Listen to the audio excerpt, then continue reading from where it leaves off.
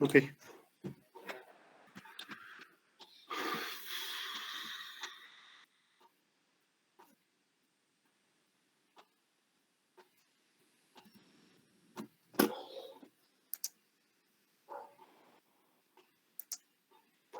¿Recuerdan ustedes cuando estuvieron viendo endocrino que nosotros mantenemos un equilibrio dentro del organismo y ese equilibrio no se puede modificar?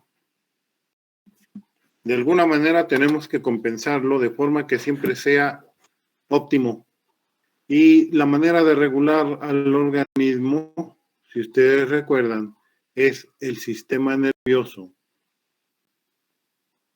Y la otra manera de regular es por medio de las glándulas endocrinas y por eso lo llamamos sistema neuroendocrino, por la relación que tienen ambos. Entonces, de esas dos formas nosotros estamos regulando. Las glándulas endocrinas regulan sobre todo el funcionamiento, metabolismo de las células dentro del organismo. El sistema nervioso regula por dentro y nos mantiene en relación con el exterior. Si ustedes se acuerdan, este sistema nervioso tiene una porción en la que solamente está regulando a los órganos. Este es un sistema nervioso visceral. Por lo tanto, como nosotros no mandamos sobre los órganos, lo llamamos sistema nervioso autónomo. Si recuerdan, el sistema nervioso autónomo, como rige glándulas, vasos sanguíneos, vísceras, entonces a este no podemos tener voluntad sobre de él y por eso lo llamamos autónomo. Pero el sistema nervioso autónomo tiene dos formas de controlar a los órganos y a las glándulas. Y las formas de controlarlos es por medio de una doble inervación. Esa doble inervación se le llama el sistema nervioso parasimpático o división craneosacra y la otra división simpática o división toracolumbar. ¿Sí recuerdan de esto, verdad?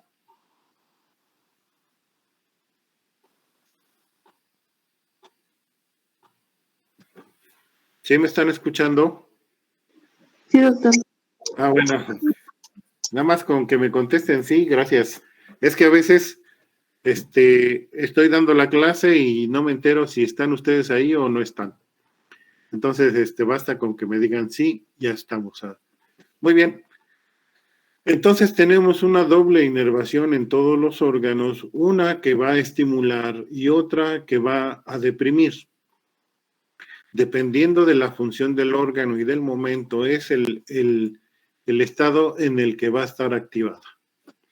Uno deprime, el otro inhibe, y habíamos dicho que el sistema simpático se encontraba inervando a órganos en estado de alerta.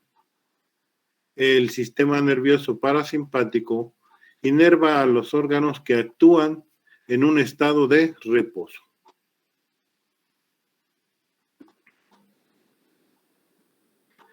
Hay otro, lo que es el sistema nervioso somático. Este sistema nervioso somático es muy importante. ¿Por qué se llamará somático?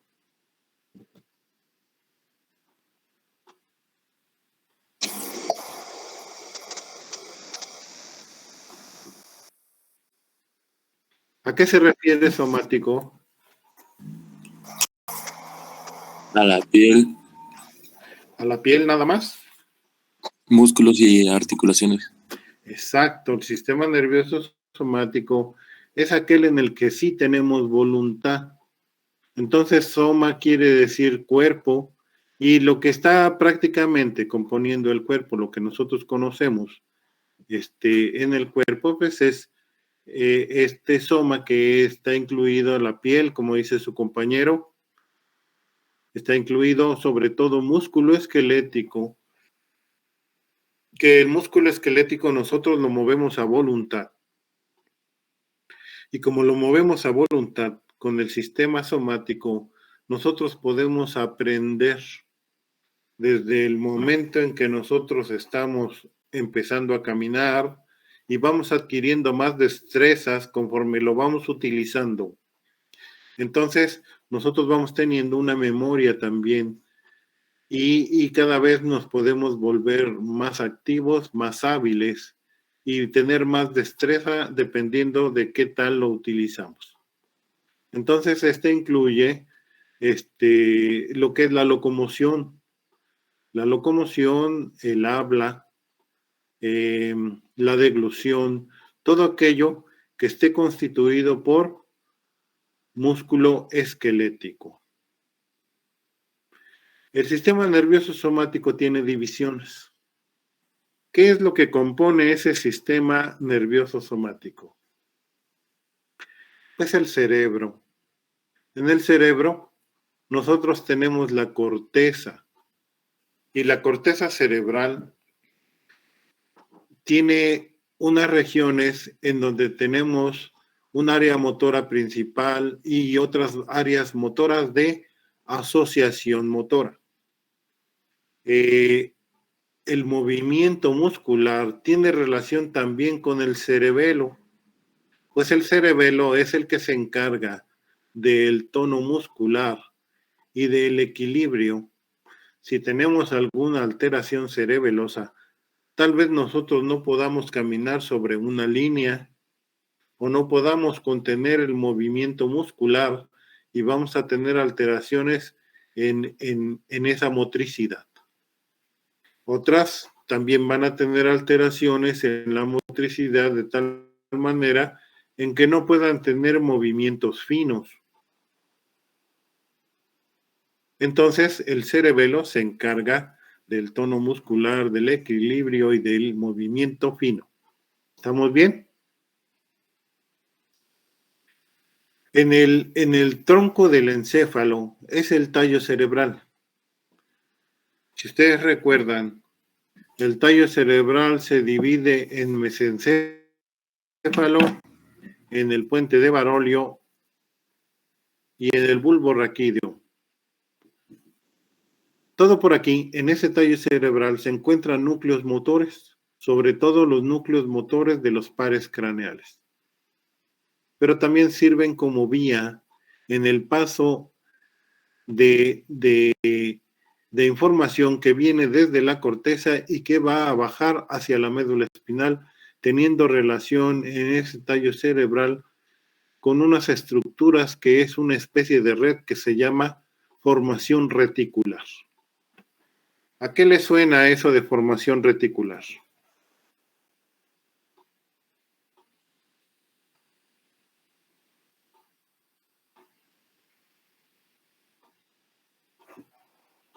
Bueno, ¿hay alguien por ahí?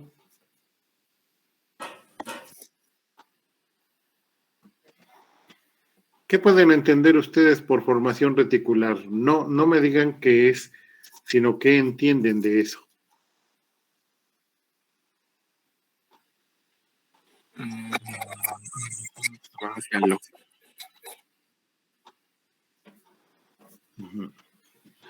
¿Sí me escuchan bien? Una formación reticular bien se puede decir que son una serie de conexiones que se entrelazan una con otras, de manera en que puede haber asociación en varias partes. O sea, nosotros con la mirada podemos mover los ojos, pero además de mover los ojos, la relación que tiene con músculos del cuello, podemos tener movimientos de persecución.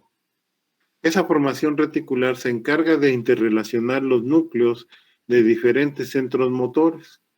En el tallo del encéfalo, en el tronco cerebral, se encuentran núcleos motores y se encuentran vías de paso.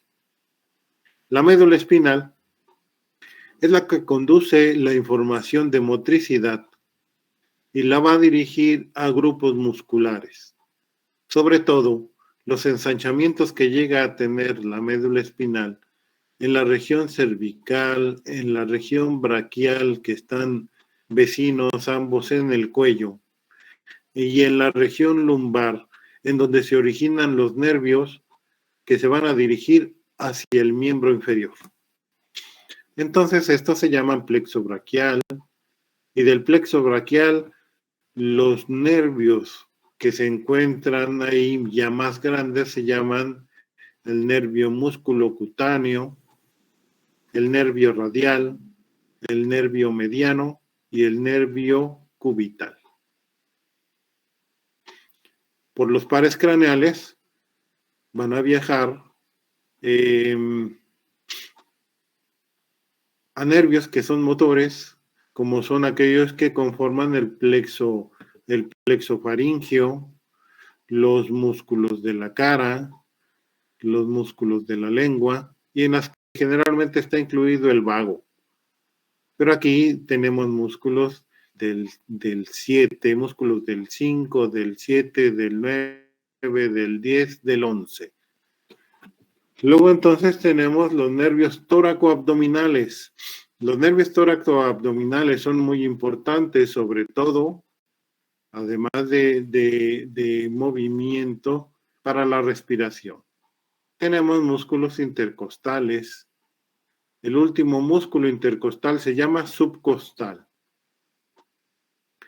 Y de aquí se van a formar unos plexos, como son el plexo iliohipogástrico, ilioinguinal, y la formación de nervios, además de los plexos, los nervios, que se llaman así, que van a la parte anterior del abdomen, iliohipogástrico, ilioinguinal, el nervio femorocutáneo, el lateral, el génito femoral, y de ahí la formación en la porción lumbar del plexo.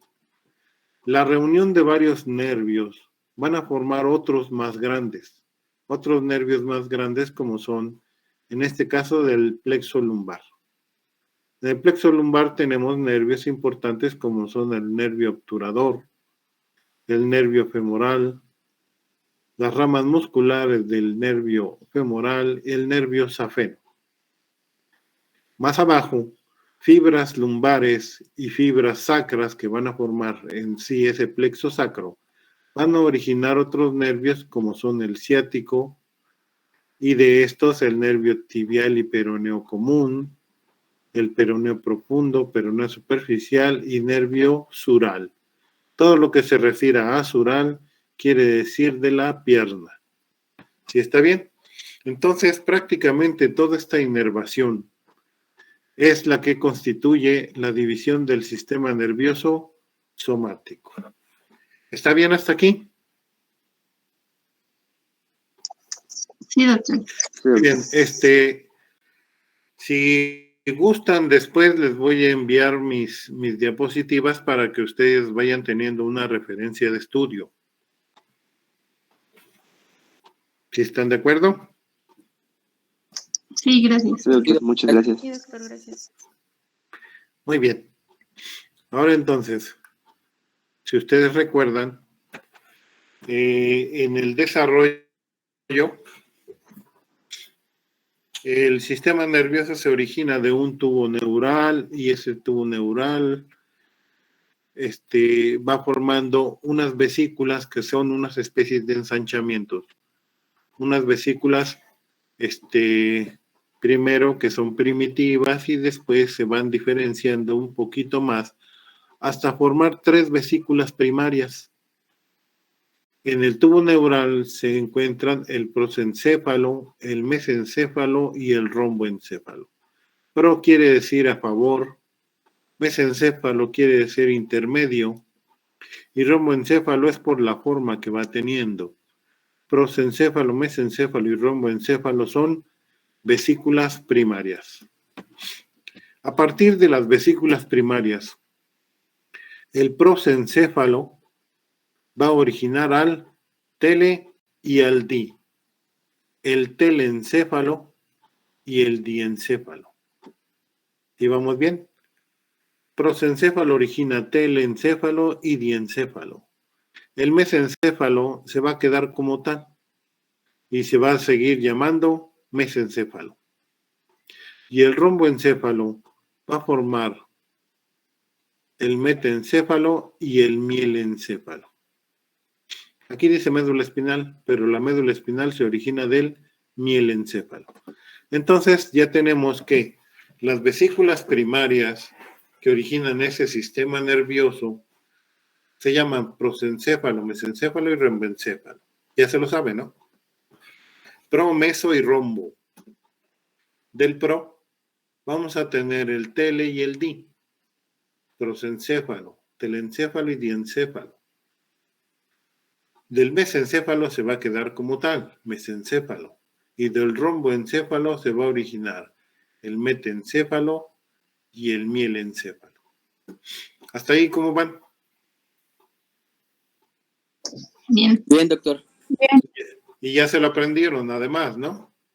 Las vesículas primarias son pro, meso y rombo.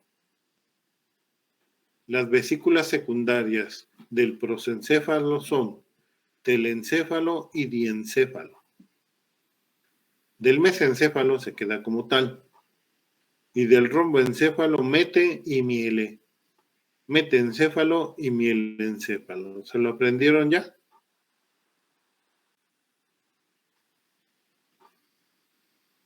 Sí, doctor. A ver, dígamelo. ¿Qué se origina del prosencéfalo?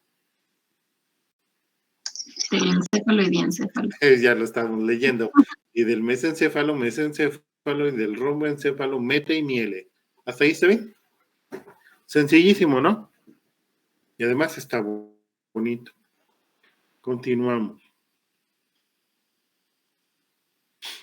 Aquí tenemos las primeras vesículas.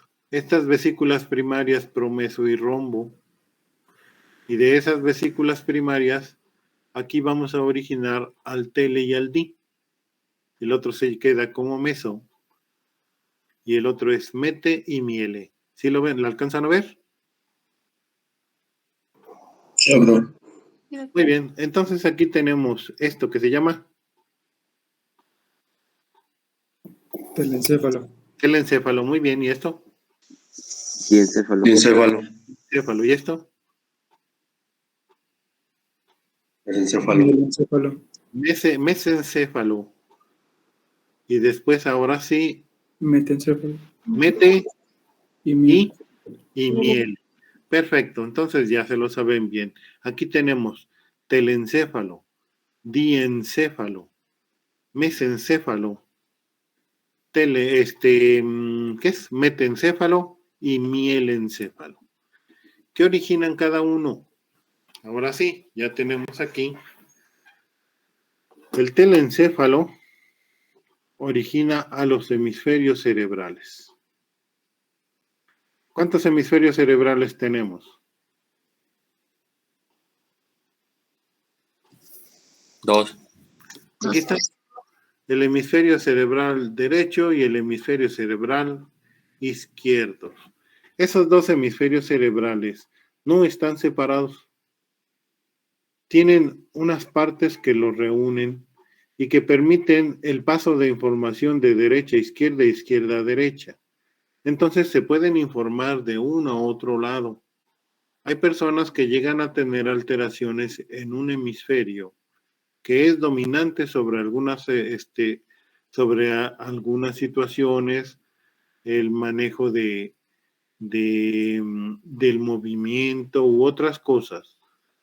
Y por el hecho de tener combinación con el otro lado, uno si se dedica a practicar, también nosotros en el otro hemisferio podemos hacer que se vuelva tan activo y tan hábil como el del otro lado. Generalmente en un hemisferio nosotros tenemos habilidad sobre unas cosas y en el otro hemisferio sobre otras. Pero si, por decirlo así, si yo soy derecho, mis movimientos todos lo hago con la derecha.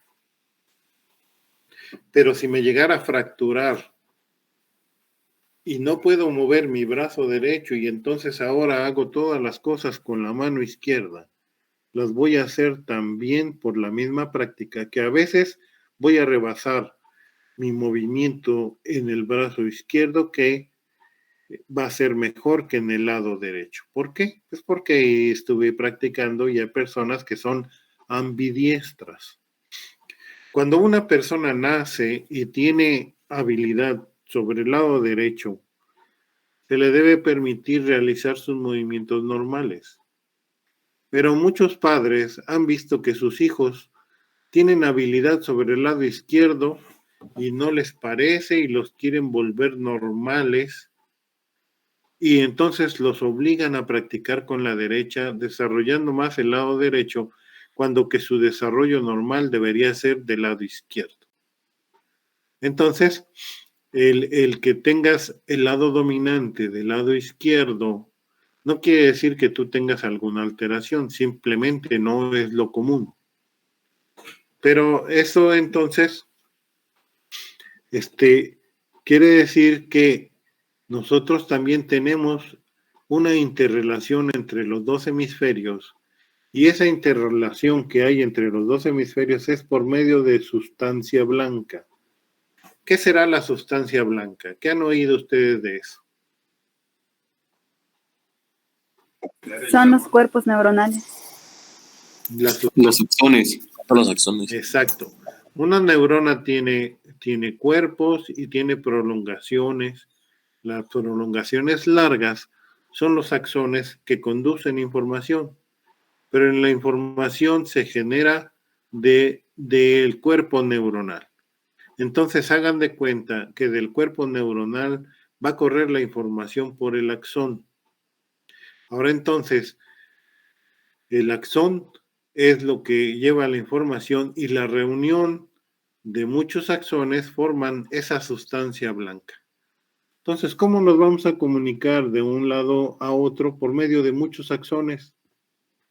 La parte más grande de interrelación interhemisférica es una estructura que se llama cuerpo calloso.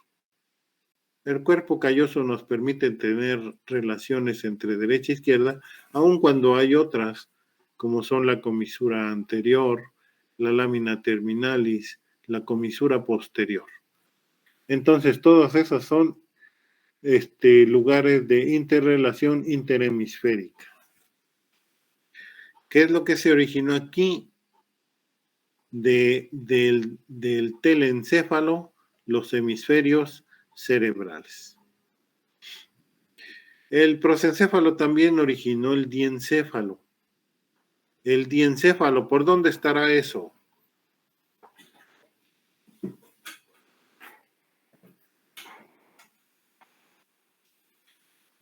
¿No tienen idea de dónde está el diencéfalo?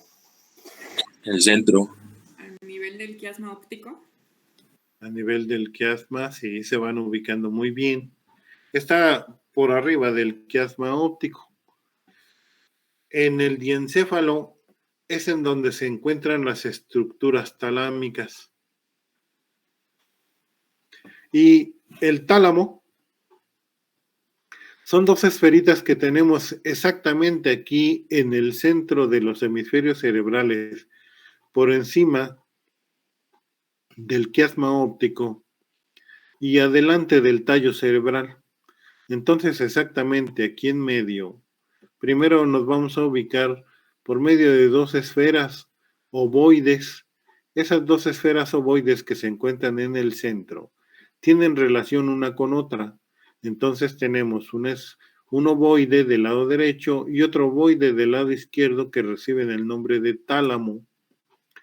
Y en relación con el tálamo, todo lo que se encuentra ahí se va a llamar epitálamo, porque se encuentra un poco elevado, el metatálamo, porque se encuentra más o menos en medio, el hipotálamo, que se encuentra abajo del tálamo.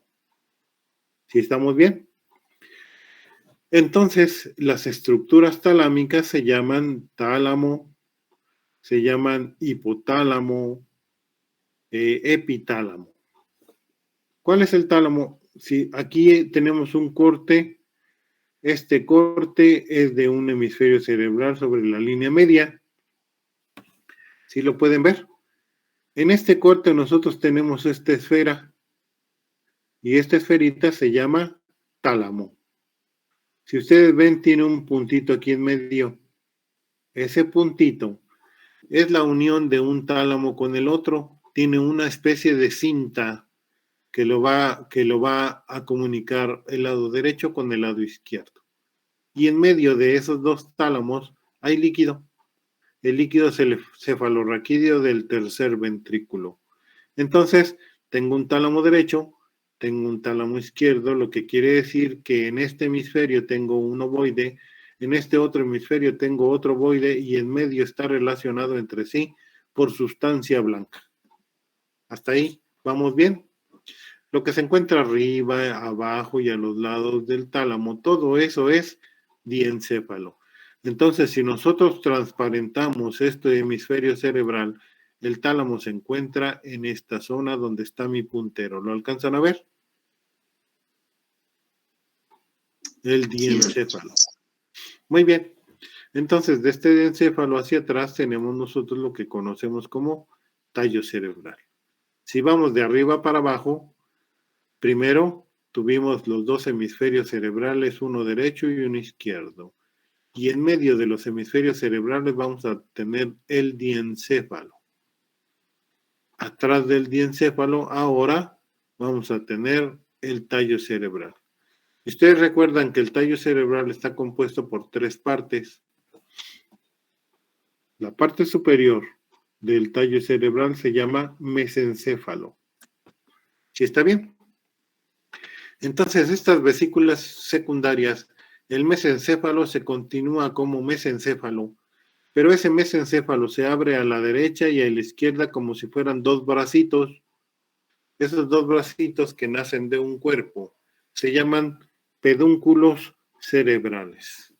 ¿Cómo se llama el mesencéfalo?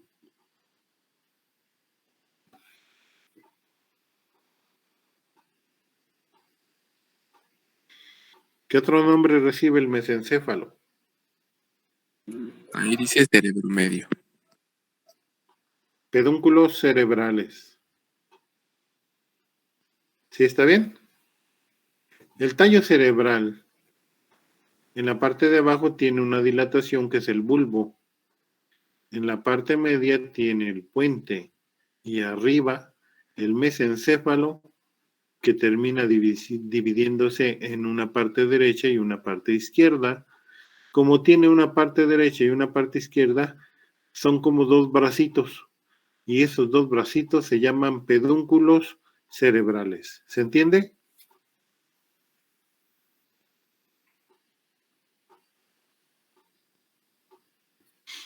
Sí. ¿Sí se entiende? Si no se entiende, díganme. Yo estoy para contribuir. Ahora les voy a mostrar el tallo cerebral. Aquí está. ¿Ven mi puntero? Sí, doctor. Muy bien. Estas dos esferitas que están acá arriba es el tálamo. Un tálamo y otro tálamo. Y atrás de estos, hagan de cuenta que este tallo cerebral se dirige hacia la parte posterior de esos tálamos como si fueran un brazo derecho y un brazo izquierdo. ¿Sí se alcanzan a ver? Entonces, toda esta región es el mesencéfalo y por eso también recibe el nombre de pedúnculos cerebrales. Los pedúnculos cerebrales. ¿Hasta ahí está bien? Me regreso. Las vesículas primarias son el prosencéfalo, el mesencéfalo y el romboencéfalo. El prosencéfalo origina hemisferio cerebral y diencéfalo. Hasta ahí vamos bien. El mesencéfalo origina mesencéfalo o pedúnculos cerebrales, que es la parte superior del tallo. Y el romboencéfalo va a originar al metencéfalo y al mielencéfalo. ¿Hasta ahí está bien? ¿Vamos bien? Sí, doctor. El metencéfalo, este metencéfalo, dice mete con T, va a formar el puente de Barolio. ¿Qué forma es este metencéfalo? El puente, métete. Métete, por eso les digo métete. Metencéfalo, puente. ¿Sí está bien? ¿Qué entienden ustedes por un puente?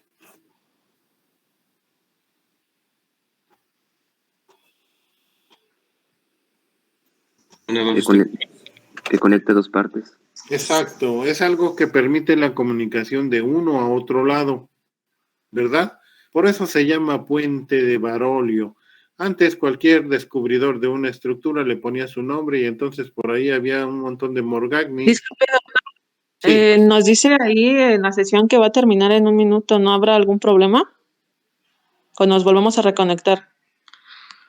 Nos podríamos volver a reconectar, pero no, porque está programado para terminar a la 1. Bueno. Sí, bueno, es que aparece una notificación de que se terminará la llamada. Nos volvemos a conectar. Y si no, en el peor de los casos, en Classroom les comunico yo qué vamos a hacer. Pero esto está programado hasta la 1. Espero que siga así. Vamos a continuar. Entonces, les estoy diciendo que el metencéfalo forma el puente. ¿Puente de qué?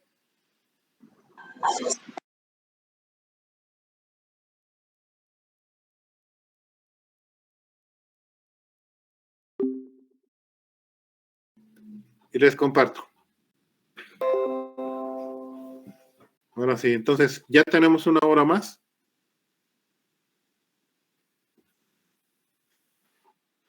Sí, Ok.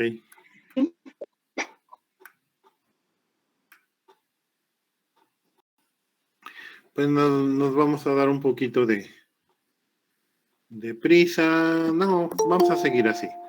Bien, teníamos ya en síntesis que el prosencéfalo origina al telencéfalo, que son los hemisferios cerebrales, al diencéfalo, que son las estructuras talámicas, al mesencéfalo, que es lo mismo mesencéfalo, que es la parte superior del tallo cerebral, y que como termina en 2 bracitos también se llaman pedúnculos cerebrales. ¿Hasta ahí estamos bien? Sí, doctor. Bien, si tienen dudas, con toda confianza. Por último, tenemos aquí lo que es el romboencéfalo, y el romboencéfalo originó al metencéfalo. El metencéfalo va a originar al puente, a este puente de Barolio que está por delante, le está dando la vuelta aquí, como si fuera una cinta, y ahora aquí tiene este brazo y este brazo. Estos 2 brazos van a llegar al cerebelo. Si yo agarro este cerebelo y se lo pego aquí, este es su lugar. ¿Sí vamos bien? Entonces, ¿qué es lo que pasa? Que el cerebelo está comunicado con el tallo cerebral.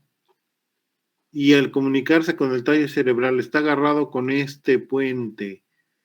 Y este puente tiene 3 porciones. Una porción superior, una porción media y una porción inferior.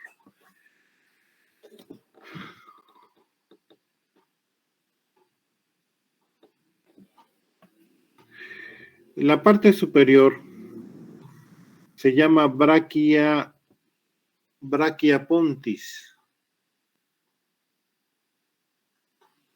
La parte media, bráquia conjuntivum, y la parte inferior, cuerpo restiforme. Va de nuevo. Este bracito o pedúnculo cerebeloso tiene un pedúnculo cerebeloso superior que se llama bráquia conjuntivum. La siguiente se llama bráquia pontis. Y la tercera es el cuerpo restiforme. ¿Sí está bien? ¿Cuántos pedúnculos cerebelosos hay? 3. Uno superior, uno medio y uno inferior. ¿Está bien hasta ahí? Sí, doctor. ¿Sí se entiende? Lo mismo es del otro lado, bráquia conjuntivum, bráquia pontis, que es la más grande, y el cuerpo restiforme, que son los 3 bracitos del puente. ¿Con quién comunican? Con el cerebelo en la parte de atrás del tallo cerebral. El pedúnculo cerebeloso superior comunica hacia arriba con los hemisferios cerebrales.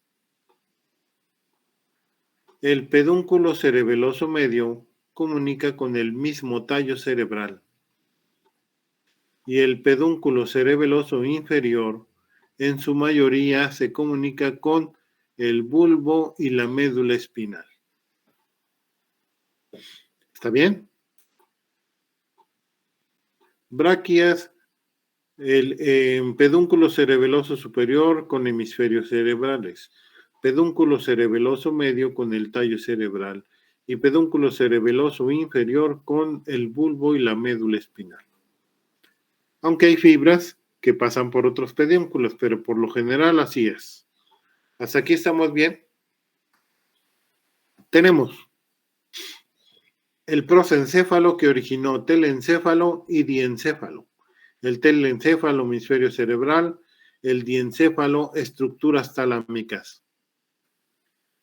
El mesencéfalo se continúa como mesencéfalo y el mesencéfalo forma mesencéfalo o pedúnculo cerebral. Pedúnculo cerebral. El romboencéfalo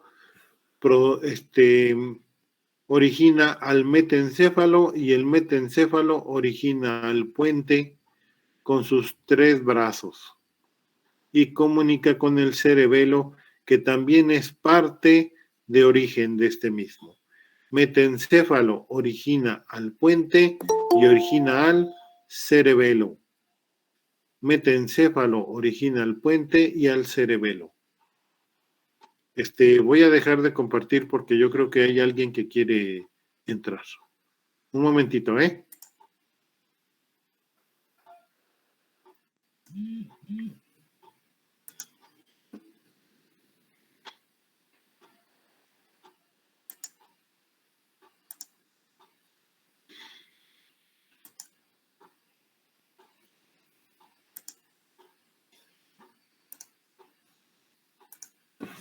Ahora sí.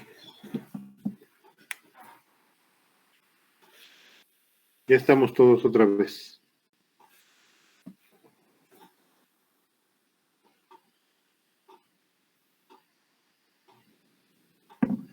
Bueno.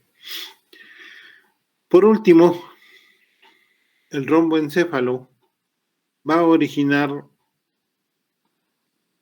a la parte inferior del tallo cerebral, que es el bulbo y la médula espinal. El mielencéfalo origina al bulbo y a la médula espinal.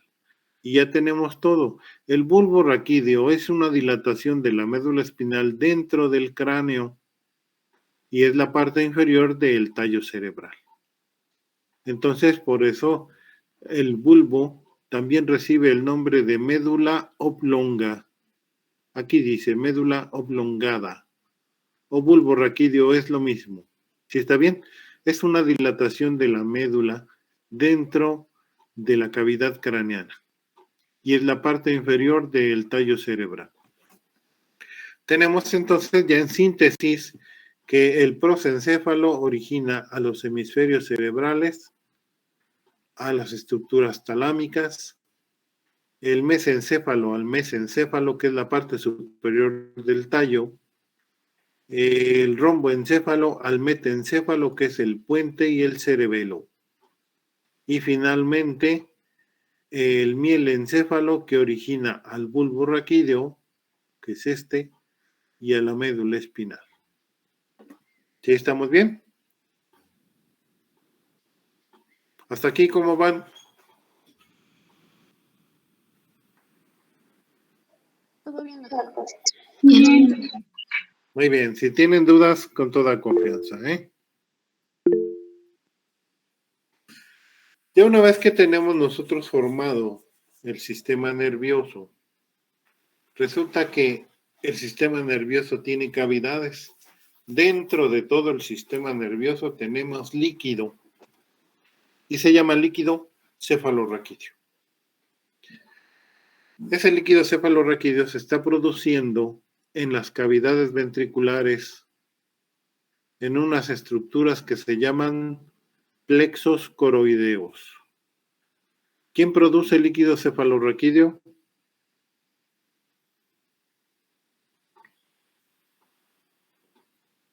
Los plexos coroideos. Los plexos coroideos se encuentran en el techo, en el piso y en las paredes de las cavidades ventriculares. Plexos coroideos. ¿De dónde obtienen su material para formar líquido cefalorraquídeo?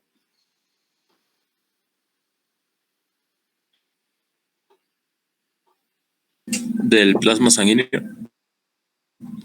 De la sangre. Eso quiere decir que tienen relación con vasos sanguíneos. Y de ahí van a formar un ultrafiltrado, un filtrado, que es selectivo. No cualquier cosa va a formar parte de ese líquido cefalorraquídeo. ¿Sí está bien? Entonces va a haber una barrera que recibe el nombre de barrera hematoencefálica. Y esa barrera hematoencefálica solamente va a permitir el paso de estructuras que son para bien en nuestro sistema nervioso. Todo aquello que pueda dañar o que sea ajeno no va a pasar. Entonces, si va a ser para alimentar al sistema nervioso, si va a ser para formar parte del amortiguamiento que nosotros tenemos, entonces se va a formar ese líquido cefalorraquídeo. De otra manera, no. Los agentes invasivos, como son las infecciones, esas no van a pasar, a menos de que de verdad tengamos una contaminación tal o que de alguna otra manera haya ingresado al organismo por medio de una punción o de algún traumatismo. ¿Está bien? Entonces ese líquido cefalorraquídeo se está produciendo todo el día y aproximadamente unas 4, 5, 6 veces esa cantidad es removida porque se va a reabsorber y se está produciendo continuamente. Entonces hagan de cuenta que ese líquido está en continua producción, en continua absorción y siempre tiene un volumen. El líquido cefalorraquídeo, una de las principales funciones también es amortiguar y aligerar el peso del encéfalo. Amortigua traumatismos cuando nosotros movemos la cabeza. El sistema nervioso está suspendido sobre el líquido, además de que está sujeto por prolongaciones de la dura madre que no permiten que se golpee de un lado a otro. También el movimiento es amortiguado y eso nos permite jugar fútbol, dar un cabezazo, hasta pelearnos y dar cabezazos, y no nos pasa nada. Un traumatismo muy fuerte, obviamente, pues ya va a obligar a que esto tenga una contusión o una concusión, y entonces sí puede afectar al sistema nervioso, pero en movimientos normales y movimientos de locomoción, todo esto está perfecto, es un amortiguamiento. ¿Estamos bien hasta aquí? El líquido cefalorraquídeo se produce en los plexos coroideos y empieza a circular.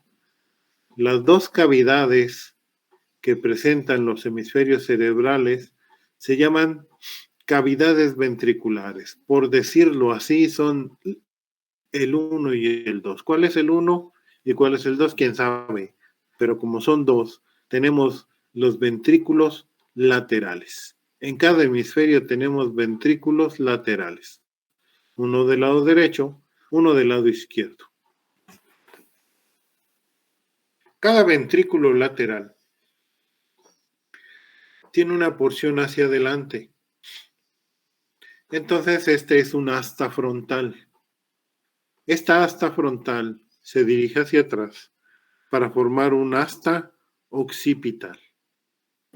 Y luego se dirige hacia afuera para tener un asta temporal. Tiene una forma de C hacia atrás. Entonces, esa C tiene una prolongación frontal, una prolongación occipital y hacia afuera una prolongación temporal que se encuentra en el lóbulo temporal del hemisferio cerebral. Los ventrículos laterales tenemos uno derecho, tenemos uno izquierdo, pero se reúnen en la línea media. El drenaje del líquido cefalorraquídeo va a correr a un tercer ventrículo que se encuentra en medio del diencéfalo. Es como quien dice la pared interna del diencéfalo.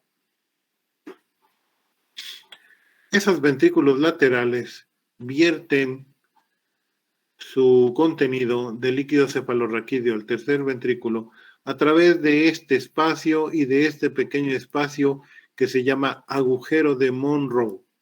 Se escribe Monroe. El agujero de Monroe, aquí está, el agujero de Monroe. Bueno, aquí la opción con no nada más. Es el sitio de comunicación entre ventrículos laterales y tercer ventrículo. El tercer ventrículo es la cavidad del diencéfalo. Los ventrículos laterales son las cavidades de los hemisferios cerebrales. Entonces, el tercer ventrículo es la cavidad del diencéfalo. Hacia abajo tenemos el mesencéfalo. Y en ese mesencéfalo corre un tubito. Ese tubito se llama acueducto de Silvio. La continuación del tercer ventrículo hacia el cuarto es en el mesencéfalo a través del acueducto de Silvio. La cavidad mesencefálica es el acueducto de Silvio. Tengo hemisferios cerebrales y su cavidad son los ventrículos laterales. Tengo el diencéfalo y su cavidad es el tercer ventrículo. Y tengo el mesencéfalo, que su cavidad es el acueducto de Silvio. ¿A dónde llega el acueducto de Silvio? A la parte posterior del tallo cerebral. Entre el cerebelo y el tallo cerebral tengo un rombo, una fosa romboidea. Y esa fosa romboidea es el piso del cuarto ventrículo.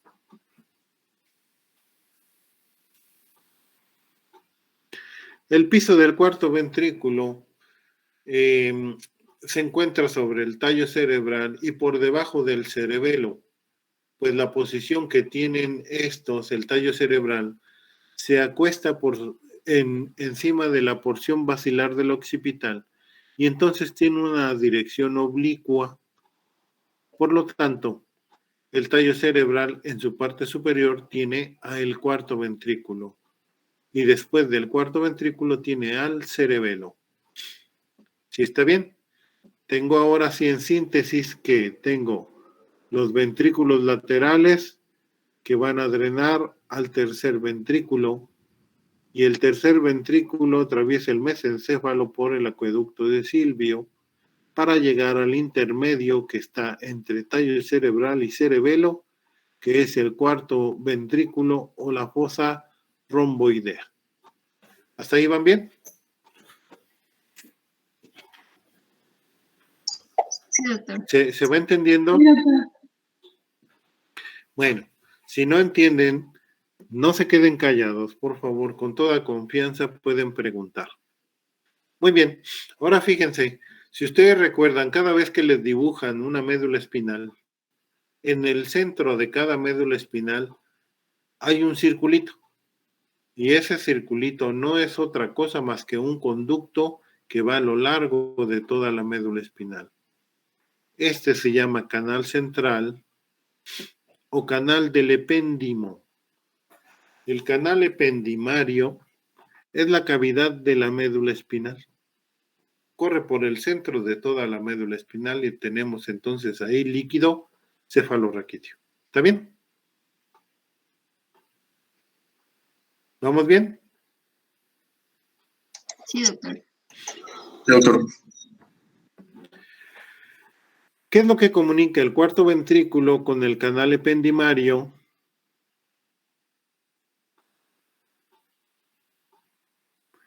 el agujero de Magendie. Magendie es medial. El agujero de Magendie, comunica cuarto ventrículo con el canal del epéndimo, el canal de la médula espinal.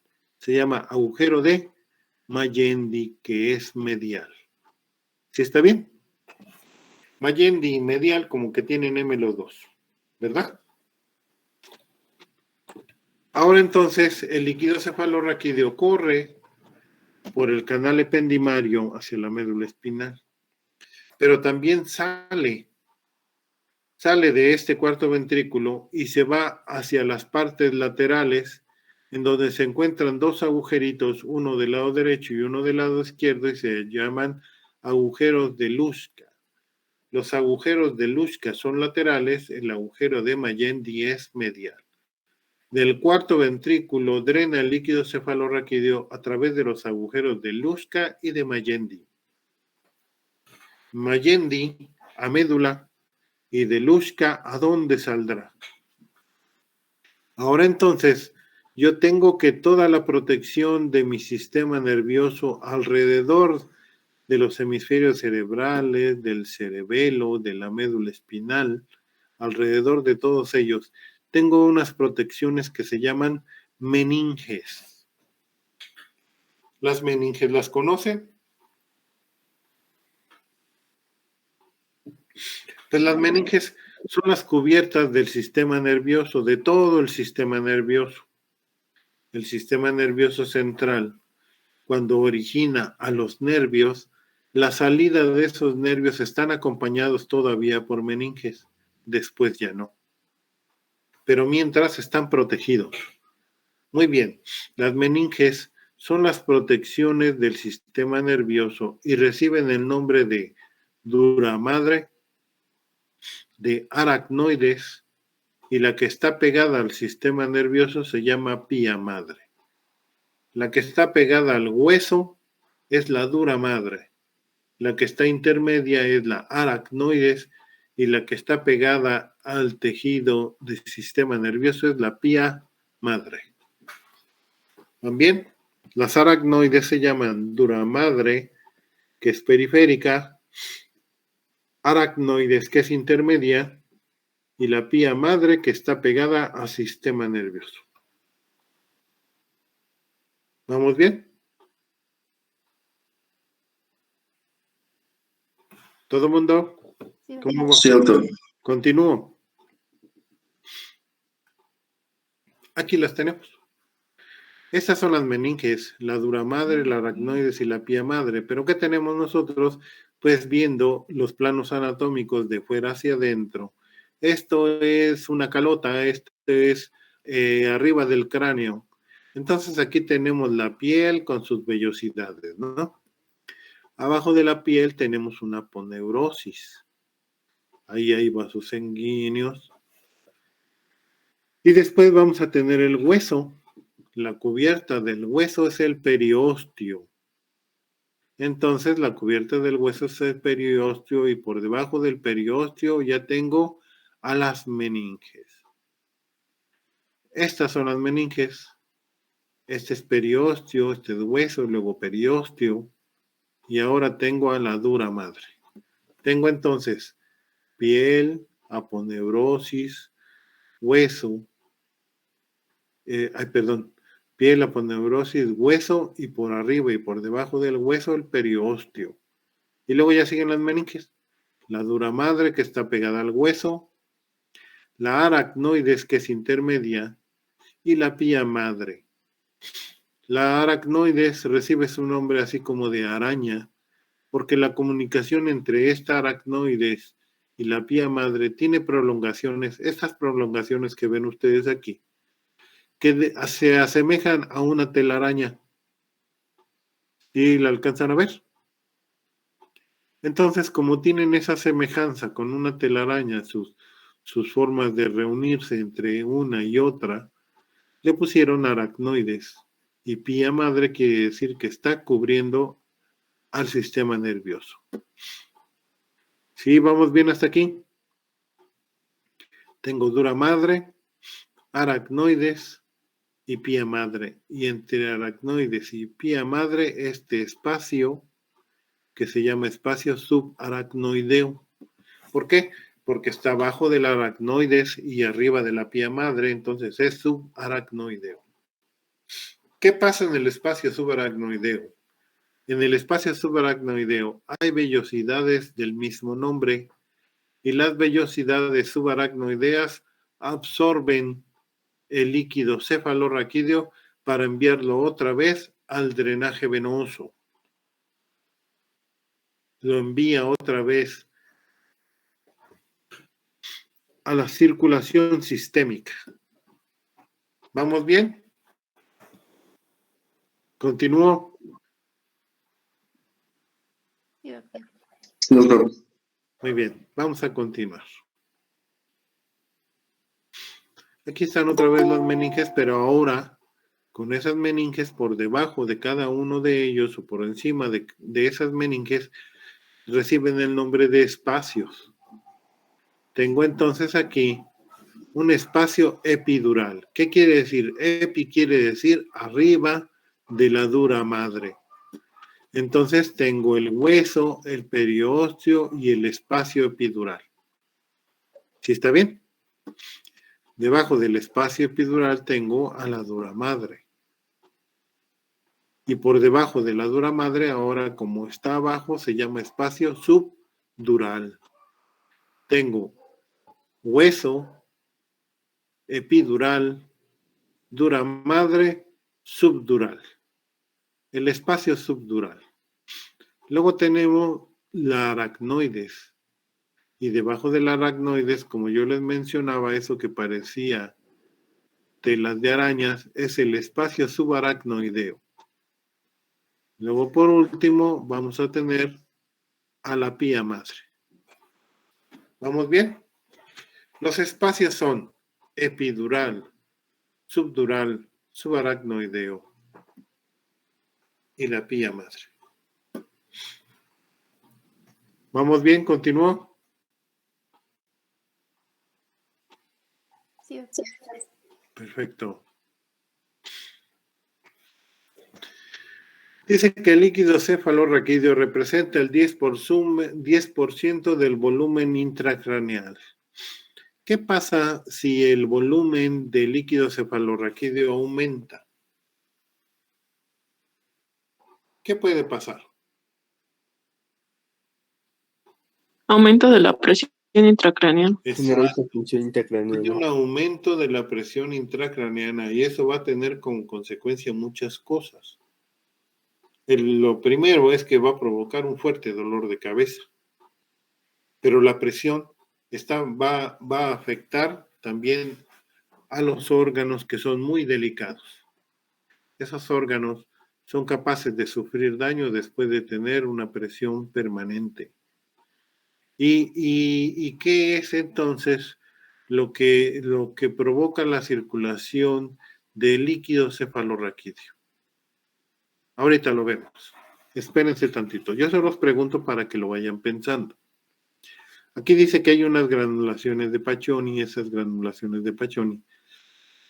Aquí tenemos las vellosidades subaracnoideas que están mandando el líquido cefalorraquídeo al drenaje sistémico. El drenaje sistémico. Aquí tenemos un espacio subaracnoideo que está en verde. Y las cavidades ventriculares se las muestran. Esto es lateral. Esto es tercer ventrículo. Este es el acueducto de Silvio. Este es el cuarto ventrículo. Y por aquí vamos a tener el canal ependimario, pero cuando sale a la aracnoides, al espacio subaracnoideo, el líquido se encuentra alrededor de todo sistema nervioso. ¿Sí estamos bien? Hay aquí abajo del cerebelo un espacio de mayor tamaño a lo que se le llama cisterna magna. Hay otras cisternas, como la que se encuentra entre los dos pedúnculos cerebrales, que se llama cisterna interpeduncular, una cisterna quiasmática. Entonces, son pequeñas dilataciones en donde se encuentra también líquido cefalorraquídeo. Continúo. Aquí dice que la capacidad total de la cavidad cerebroespinal es de 1600 a 1700. Esa es la capacidad total, pero no es lo que contiene. ¿Está bien? Solamente es la capacidad que puede tener como total. Ahora, ¿para qué nos sirve el líquido cefalorraquídeo? Transporta iones y agua a través de la barrera hematoencefálica. ¿Qué quiere decir esto? Que pues, el agua está circulando, ¿no? Pero los iones son necesarios también para el funcionamiento. Su circulación está relacionada con la frecuencia cardíaca y la frecuencia respiratoria. Eso quiere decir que si nosotros tenemos alterada nuestra frecuencia cardíaca, nuestra frecuencia respiratoria, también vamos a tener alterada nuestro líquido cefalorraquídeo. ¿Sí está bien? La presión está en relación también con la presión arterial. Y su equilibrio va a regular la presión intracraneana que mencionaba su compañera. ¿Qué otra función tiene? Es selectivo. Solamente permite el paso de algunos fármacos, no todos. Y obviamente va a evitar que las infecciones puedan penetrar al sistema nervioso. Una vez que penetran al sistema nervioso, el líquido cefalorraquídeo es altamente peligroso. Entonces, muchas veces se hacen también unas pruebas de líquido cefalorraquídeo en donde se hacen cultivos para ver si hay bacterias y qué bacterias se pueden encontrar en esa zona. Es selectivo y transporta nutrientes. Mantiene a la masa encefálica en suspensión. Es un amortiguador. Y la tasa de formación es de 0.35 a 0.40 mililitros por minuto, que es igual a 20 mililitros por hora, multiplicado por 12 horas, van a ser aproximadamente, ¿cuánto? Bueno, unos 1200, ¿no? Pero ¿qué es lo que sucede? Lo que yo les decía es que se está produciendo y se está absorbiendo de tal manera en que llega a tener un intercambio completo cada 4 horas, cada 5 horas. ¿Está bien?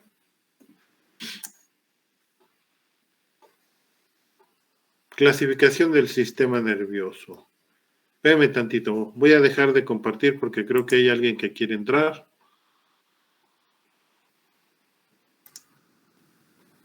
Y sí. Ya, Marbellita, ya estás.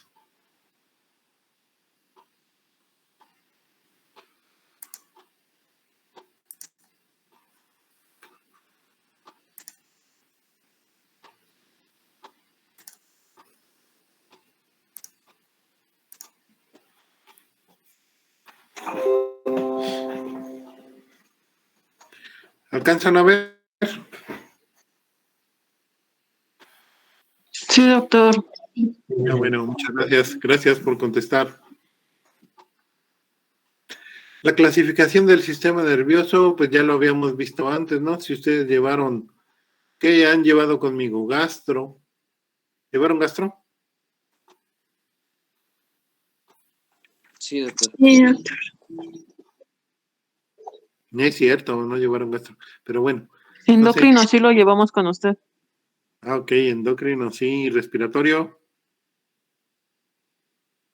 No. Ahí ya vi que no. Pero locomotor sí.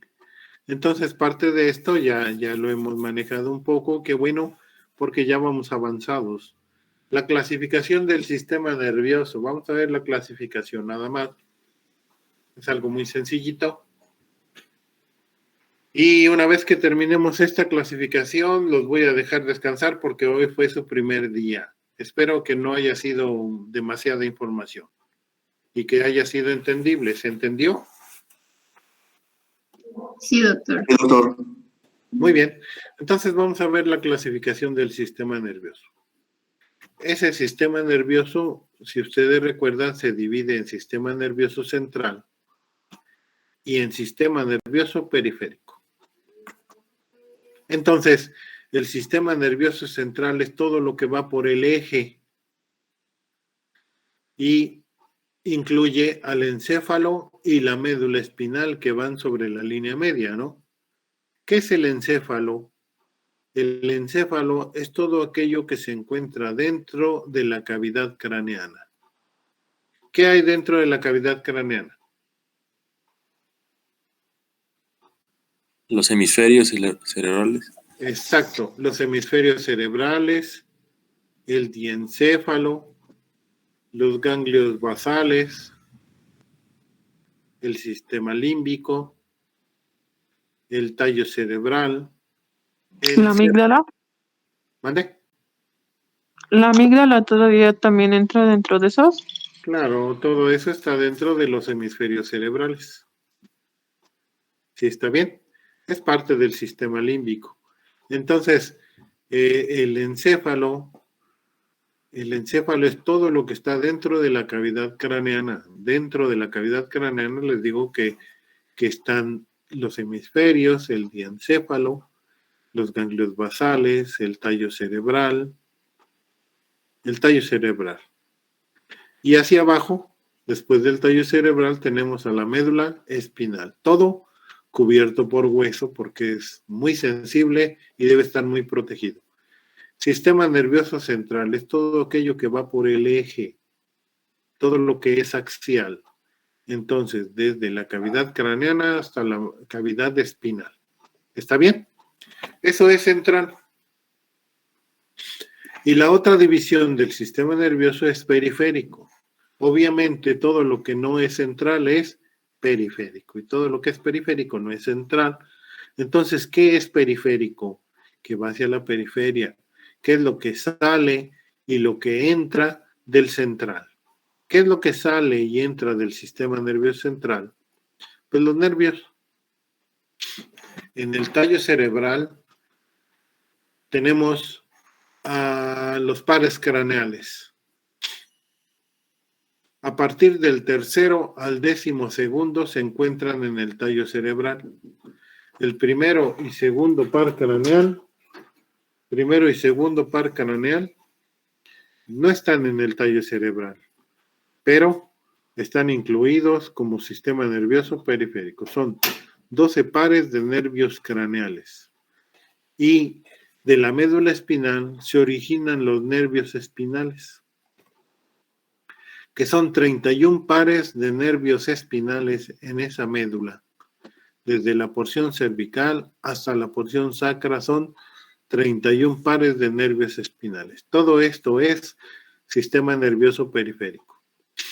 Entonces, ser central es todo lo que va por el eje y sistema nervioso periférico son los nervios que salen y entran en la cavidad craneana y en la médula espinal. Hasta ahí. ¿Cómo van? Bien. Doctor. Muy bien. Continuamos.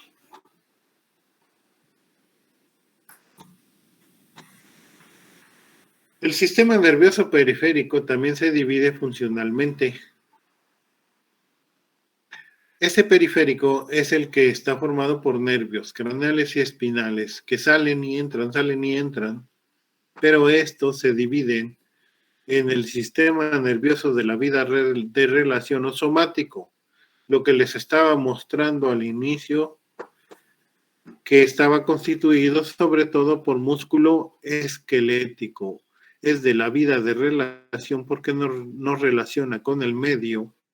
Es somático porque es lo que constituye el cuerpo y este es voluntario. El sistema nervioso de la vida de relación o somático es voluntario. Entonces rige las funciones del músculo esquelético. La otra división es el sistema nervioso autónomo. Y este sistema nervioso autónomo, les decía que es aquel en donde nosotros no tenemos mandato. ¿Por qué? Porque va a inervar glándulas va a inervar vasos sanguíneos y va a inervar órganos o vísceras. El sistema nervioso autónomo lo regula sobre todo lo que es el hipotálamo. Bueno, entonces el sistema nervioso autónomo se va a dividir en dos. ¿En qué se divide? En el sistema simpático. El sistema simpático se le llama división toracolumbar. ¿Por qué se le llama división toracolumbar?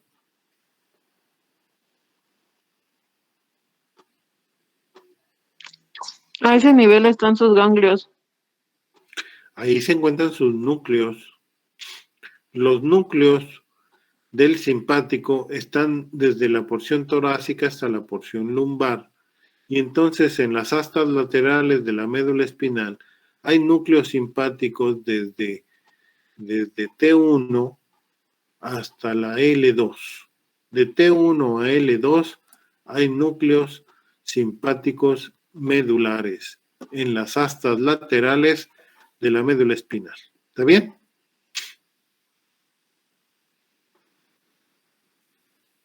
¿Estamos bien? Sí, doctor. Muy bien. El sistema nervioso autónomo se divide ahora en otra división. En la división cráneo-sacra. Se llama así porque este parasimpático tiene sus núcleos en el tallo cerebral del cráneo y en la médula espinal sacra, en el segundo, tercero y cuarto segmento sacro. ¿Dónde tiene sus núcleos el parasimpático? En el tallo cerebral y en la médula sacra en sus segmentos 2, 3 y 4.